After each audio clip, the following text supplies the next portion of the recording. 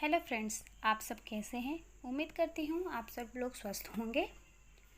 चलिए समय ज़्यादा नहीं गवाते हैं और आज का जो टॉपिक है सैगा बारहसिंघा, जिस पर कि IUCN ने कुछ घोषणा की है। चलिए देखते हैं क्या कहा है उन्होंने। तो हमारे अंतर्राष्ट्रीय प्राकृतिक संरक्षण संगठन जो IUCN है, उसने बताया है कि जो सैगा बारहसिंघा है कि स्थिति को देखते हुए उन्हें गंभीर रूप से संकटग्रस्त से निकट संकटग्रस्त घोषित कर दिया है।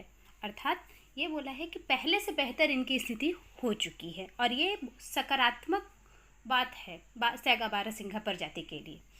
अब चलिए जान लेते हैं कि सैगा बारहसिंघा का परिचय क्या है, तथ्य क्या है, उसका आकार क्या है। चलिए तो सैगा बारहसिंघा से संबंधित कुछ तथ्य हैं।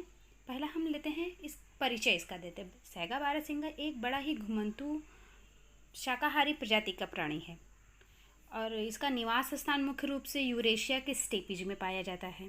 इसके अलावा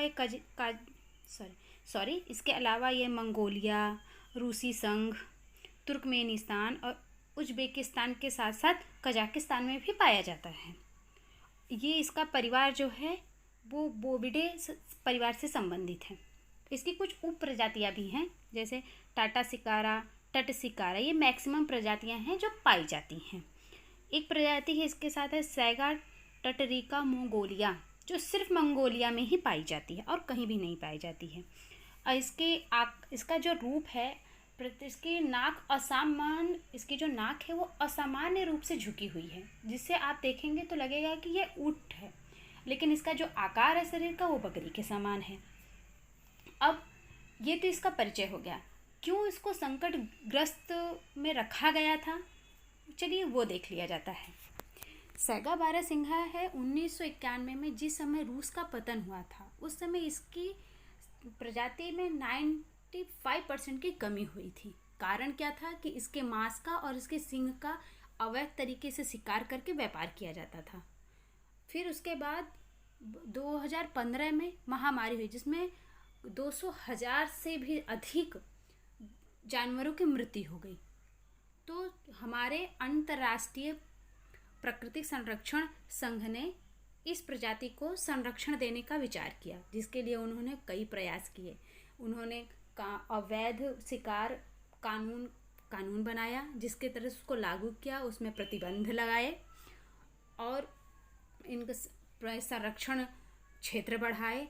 राज्यों को संरक्षण क्षेत्र बढ़ाने को कहा।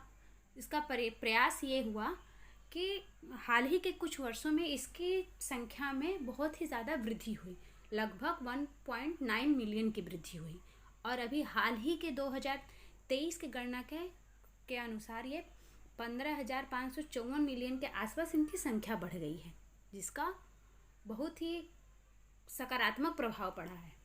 इसलिए अंतर्राष्ट्रीय प्राकृतिक संरक्षण संघ ने इसको गंभीर संकटग्रस्त स्थिति से हटाकर निकट संकटग्रस्त स्थिति में रख दिया है और यही हाल ही की घोषणा थी। अगर आपको मेरा वीडियो पसंद आया हो तो प्लीज़ मेरे चैनल को लाइक, शेयर, सब्सक्राइब कर दीजिए। आपके सब्सक्रिप्शन से हमें बहुत ज़्यादा मोटिवेशन मिलता है और हम और अच्छे से अच्छा कंटेंट्स ला के आपको बताएंगे, जानकारी देंगे। आप प्लीज़ लाइक, शेयर, सब्सक्राइब कर दीजिए।